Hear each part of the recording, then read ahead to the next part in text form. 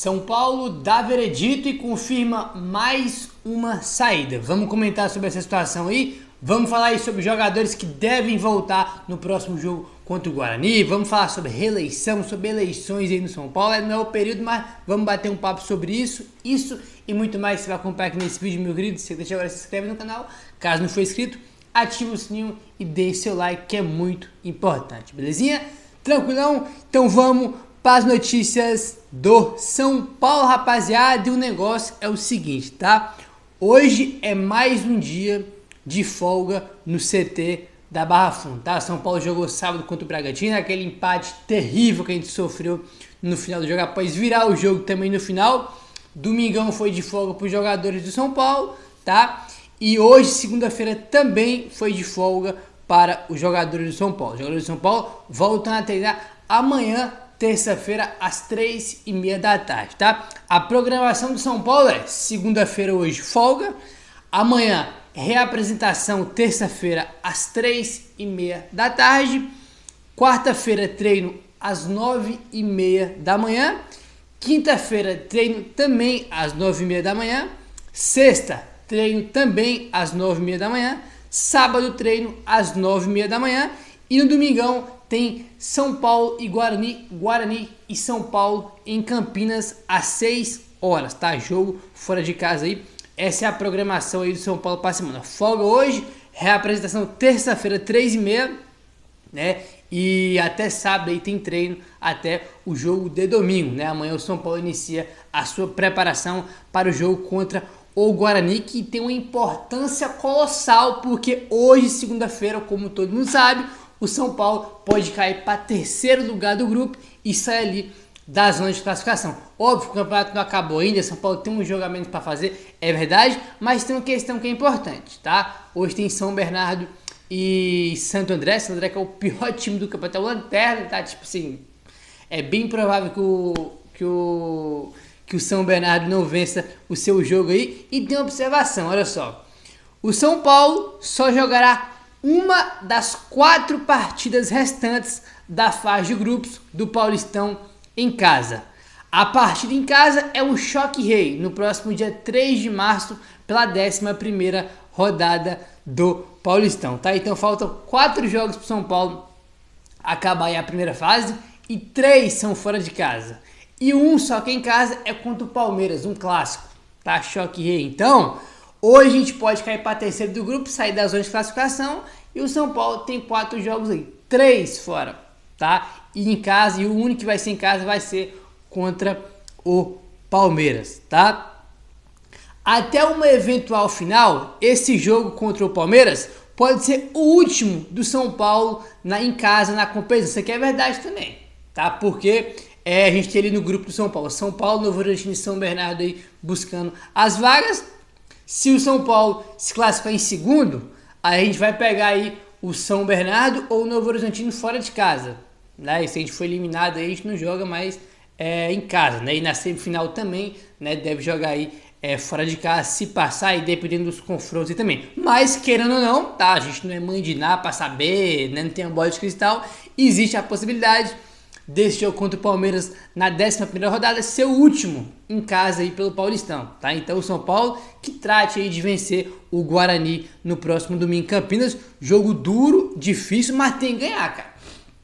Principalmente se for para terceiro no grupo. Aí hoje tem que ganhar de qualquer forma, tá? Não tem jeito. O Guarani, cara, assim, é sempre difícil jogar contra o Guarani em Campinas, tá? Lembrando que é torcida única, tá? Os 4 de São Paulo aí, né? São Paulo, Santos, Palmeiras e Corinthians não tem torcida visitante, incluindo Ponte Preta e Guarani, tá? São Paulo jogou contra a Ponte lá, perdeu sem torcida e vai voltar a Campinas para enfrentar o Guarani também sem torcida, tá? O time do Guarani tá brigando para não cair, tá? Tá na zona de rebaixamento lá para cair, né? Se o campeonato acabasse hoje, o Guarani ia ser rebaixado, mas é mais um motivo pro jogo ser difícil, porque os caras estão desesperados, tá? Esse Paulo tem que aproveitar isso aí e vencer, porque já são 3 jogos sem vencer, tá? Eu tava meio despreocupado, mas São Paulo pode cair para terceiro, mas cara, se você for olhar os detalhes aí, tá? Que só tem mais um jogo em casa, o time pode cair para terceiro aí hoje. O único jogo em casa é contra o Palmeiras, os outros 3 são fora, você começa a ligar o sinal de alerta. Opa, o negócio aqui realmente tá preocupante. né? Porque na rodada contra o Santos, que a gente perdeu, a gente já podia ter caído para terceiro lugar. É que os dois times do Novo Horizontino e São Bernardo perderam também na rodada. Dessa vez não, dessa vez o Novo Horizontino venceu e o São Bernardo vai jogar aí hoje, tá? Então, eu tava meio, isso aí é besteira, São Paulo vai se classificar, mas ela tá começando já a ficar, ligar já o sinal de alerta e ter uma preocupação maior em relação à classificação do São Paulo, né?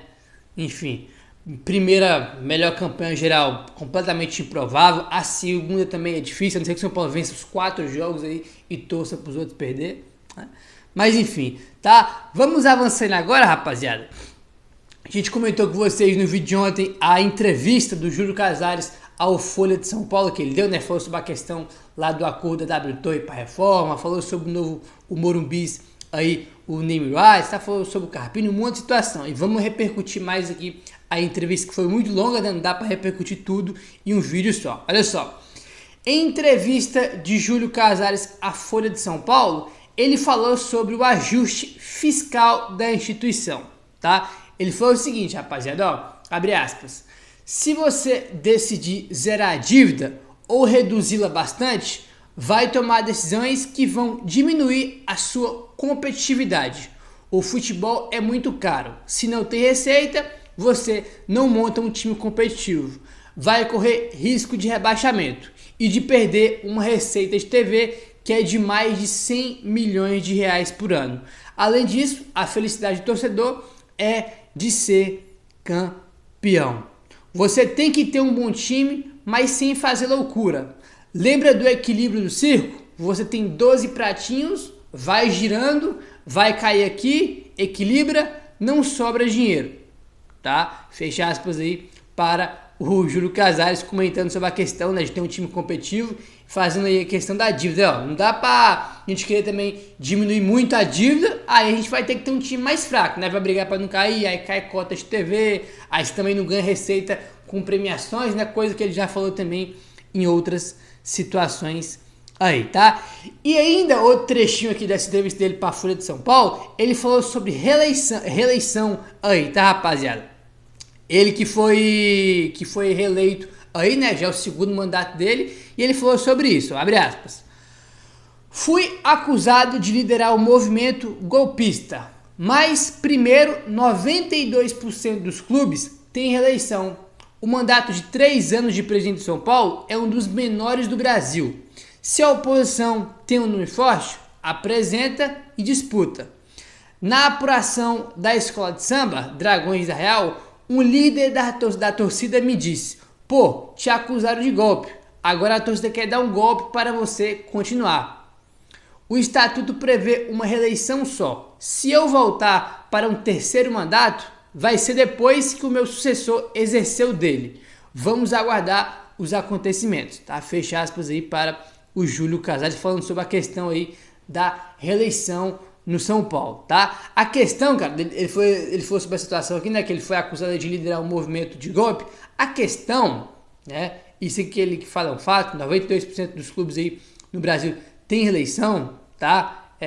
Isso aqui é um fato e não tem problema nenhum ter reeleição, né? O problema é zero. A questão que a torcida de São Paulo ficou puta e acusou de golpe não foi porque por causa da reeleição, foi a forma que isso aí foi conduzido, né? Porque uma coisa é o Casares estava na gestão do primeiro mandato dele e começou esse movimento aí dele e do conselho para ter uma reeleição dele, né?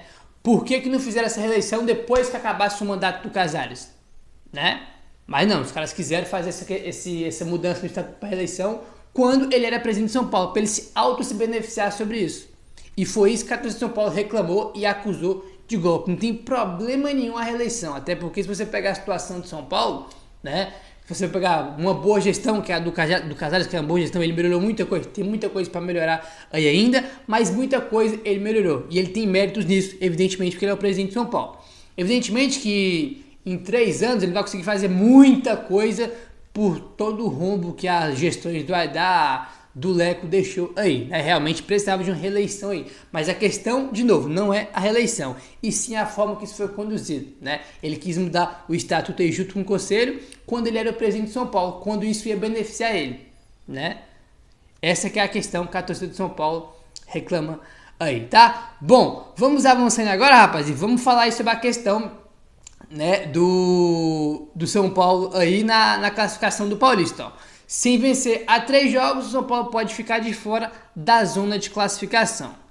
Após 3 partidas sem vitória do São Paulo no Campeonato Paulista, colocaram um time sob pressão na tabela do torneio. Com 14 pontos, a equipe de Carpini corre o risco de deixar a zona de classificação para o mata-mata nesta segunda-feira. O Tricolor é o segundo colocado do grupo D com 14 pontos. À frente está o Novo Horizontino, que venceu o Santos domingo e chegou a 15 pontos. Logo atrás está o São Bernardo, que tem 12, e enfrenta o Santo André, o time de pior campanha estadual nesta segunda-feira. E é em casa, São Bernardo vai jogar em casa aí. Só os 2 primeiros de cada grupo avançam para as quartas de finais quando se enfrentam em partida única, tá? Se a gente for pegar os times aí, tirando os times grandes, os times de menor expressão, os times pequenos, né? Aí, os melhores, tá, cara? O grupo do São Paulo tem 2 dos melhores times pequenos. Novo Horizontino e São Bernardo. Os 2 que estão disputando ali a vaga com o São Paulo, são 2 dos melhores times. Então o São Paulo se classificando para as quartas de finais, vai pegar um desses 2, que já vai ser um jogo difícil, tá, pô? São Bernardo, Novo Horizontino, Mirassol, acho que são os 3 times aí pequenos que são os melhores, tá? Que são times que dão muito trabalho mesmo, cara. Muito trabalho aí mesmo, tá? Novo Horizontino foi na Vila Belmiro ontem e ganhou do Santos, tá? Foi lá na casa do Corinthians e meteu 3. Beleza, o Corinthians não tá na melhor fase, mas foi lá e meteu 3 e ganhou. Né? Então, tem essa questão. Aí, você imagina se a gente enfrenta o São Bernardo fora de casa, o Novo Horizontino fora de casa, em um jogo único. É perigoso, cara, bem perigoso. Aí, então, o São Paulo tem que voltar a vencer. Aí, o que acontece? A gente falou, o São Paulo vai jogar 3 jogos fora e apenas 1 em casa. Mas jogou 2 seguidos em casa e o time fez 1 ponto. Né? Fez 1 ponto só. Que foi contra o Bragantino. Santos e Bragantino, perdeu pro Santos, empatou com o Bragantino, de 6 pontos fez 1. Agora o time tem que recuperar o prejuízo aí fora de casa. E visando o jogo contra o Guarani aí, a gente pode ter reforço. Carpini pode contar com retornos importantes em semana livre no São Paulo. Com a semana livre, Carpini pode contar com o retorno de jogadores importantes que desfalcaram o time nos últimos jogos. O próximo jogo do Tricolor é contra o Guarani no domingo no Brinco de Ouro. Carpini conta e espera o retorno de 3 peças-chave do seu time titular: Igor Vinícius, Wellington Rato e Lucas. O treinador se queixou do excesso de lesões em São Paulo e responsabilizou o início desgastante da temporada, tá? O Lucas não joga desde o clássico contra o Corinthians, quando sentiu uma lesão na coxa esquerda. Desde que ele saiu do time, o Tricolor tem dificuldade de criação, principalmente pelo meio. O último jogo do Lucas foi contra o Corinthians, cara, que foi o jogo aí que antecedeu a Supercopa contra o Palmeiras. Né? Foi o jogo que antecedeu a Supercopa contra o time do Palmeiras, e ele fez muita falta. E teve aquela questão, né, cara, que no jogo contra o Santo André, foi o primeiro jogo da temporada, eles já sentiu no final do jogo aí que era para ele ter sido substituído no final do jogo, porque ele tava vindo de lesão, né, não tinha terminado a reta final aí da temporada jogando, tava machucado aí, né, e era o primeiro jogo da temporada. O Carpini deixou o Lucas até o final, acabou que ele sentiu ali, aí ele ficou fora do jogo contra a Portuguesa, do jogo contra o Mirassol aí jogou contra o Corinthians, né? E no primeiro lance dele do jogo contra o Corinthians, cara, lá em Itaquera que a gente venceu, ele já sentiu aí também, já começou a preocupar, porque o jogo seguinte do jogo do Corinthians, o jogo seguinte era a Supercopa contra o Palmeiras, jogo muito importante aí. Acabou que ele nem jogou aí contra o time do Palmeiras, né? E no jogo contra o Corinthians ele saiu no intervalo aí. Enfim, o Igor Vinícius se recupera de um edema na coxa direita e pode reaparecer na equipe. Quem vem jogando é o volante Bobadilha, improvisado na lateral direita. No empate por 2-2 contra o Bragantino, por exemplo, o São Paulo sofreu muito pelo setor de onde saíram os 2 gols do Massa Bruto. Cara, o Bragantino fez o jogo dele inteiro ali no lado direito com o Bobadilha, tá? O Bobadilha jogou bem contra o Santos, cumpriu o papel dele, irmão. Ninguém arrumou nada com o Bobadilha no lado direito. Agora contra o Bragantino, irmão, fizeram a farra lá. Os 2 gols foram lá, tá? No primeiro gol não foi só culpa do Bobadilla, porque o Arboleda erra um passe e o Mosquera que recebe a bola, que depois da enfiada de bola na linha de fundo esqueci o nome do jogador do Bragantino fazer o gol. Cara, esqueci o nome do jogador, cara, vou até procurar aqui. Quando o Mosquera recebe a bola, tem 3 caras em cima dele, né? Era o próprio Bobadilla, mal posicionado, porque não é a dele, né? Infelizmente, tá mal posicionado. O Arboleda e o Alisson, 3 em cima do Mosquera. O Mosquera dá um tapa e o jogador do Bragantino sai na cara do gol sozinho, livre. E o Rafael também falhou no gol, evidentemente. Então, cara, assim, o Bobadilla vem jogando bem, mas dá mal pra culpar o cara. Pô, e o Bobadilla, isso aqui a gente critica aqui, mas não é dele, vai fazer o quê, né? Aí tem o Moreira que tá machucado, o Rafinha que já tava antes, já confirmou aí ele que tem uma lesão grave, que jogou no sacrifício sem poder contra o Palmeiras. Aí o Moreira também acabou sofrendo aí uma lesão aí também no aquecimento do jogo contra o Santos, cara. Então, é muita lesão, na lateral a gente tem 3 laterais, os 3 estão tudo machucados aí, né, cara? Então é complicado aí. E olha, se o São Paulo não jogou bem contra o Bragantino, né? Mas se a gente tivesse um lateral direito de disposição, o Moreira, ou o Igor Vinícius ou o Rafinha, a gente não ia sofrer tanto como a gente sofreu contra o Bragantino. Porque o Bragantino jogou ali, pô. O Pedro Caixeta que o Bragantino jogou, pô. Os caras estão jogando com volante improvisado. Vamos jogar lá, irmão. Vamos jogar lá. E foi lá que saiu os 2 gols. No segundo gol, muita gente falando do Wellington. Realmente o Wellington não acompanhou o jogador do Bragantino. Mas também, cara, o Lincoln, ele faz o que quer com o Bobadilla, cara. O Lincoln recebe a bola, dá um corte no Bobadilla, depois dá outro, que o Bobadilla nem vê a bola, ele cruza na área e o Wellington acaba não acompanhando o jogador lá que fez aí o gol, tá? O Wellington Rato lesionou a coxa esquerda e tem feito falta na ponta direita. Ele é um dos principais garçons do São Paulo e ainda tem um potente chute de canhota como um de seus pontos fortes. Titular contra o Bragantino, Nicão foi alvo de críticas da torcida, enquanto o Eric entrou bem e ganhou moral aí com o Thiago Carpini, tá? Além do trio, o Tricolor tem mais 4 atletas no departamento médico. São Rafinha, Moreira, Nestor e Rodriguinho, tá? Esses 4 que eu citei por último, eles não têm uma previsão de volta aí ainda, tá? O Rafinha não, o Moreira se machucou tem pouco tempo, o Nestor, a questão é cirurgia, né? Ele vai demorar mais tempo aí para poder voltar, e o Rodriguinho não. A expectativa de volta mesmo é do trio aí, Rato, Lucas e Igor Vinícius. Expectativa, o próprio Thiago Carpini falou na última coletiva que conta, porque eles podem voltar aí, né? E agora o UOL traz essa informação aqui de que eles realmente devem voltar contra o Guarani aí em Campinas, tá? No próximo domingo aí, tá? Então, 3 reforços importantes. A gente fala muito do Lucas, pô, o time tá faltando aí, criação. O Wellington Rato também, cara, tem uma finalização de fora da área que é muito boa, bola parada que ele dá muita assistência, ele tem 6 jogos na temporada do Rato, tem 3 assistências, né? Números muito bons aí e que evidentemente faz muita falta o Wellington Rato quando ele não tá? Começou muito bem a temporada aí e ele faz uma falta muito grande no time do São Paulo. 3 ótimos reforços aí, né? Pra uma fase ali, pra uma reta final de Paulistão, que tem 4 jogos e que a gente precisa vencer nossos jogos, né? Precisamos vencer nossos jogos aí para não ter problema de classificação e tem que se classificar em primeiro, tá? Se classificar em segundo e ter que jogar com o Novo Horizontino fora de casa, com o São Bernardo fora de casa, é problema, tá? Não que o São Paulo vai ser eliminado, mas, irmão, é problema, tá, cara? É a cara da zebra, a cara do BO, isso aí. Então tem que se classificar em primeiro, tá?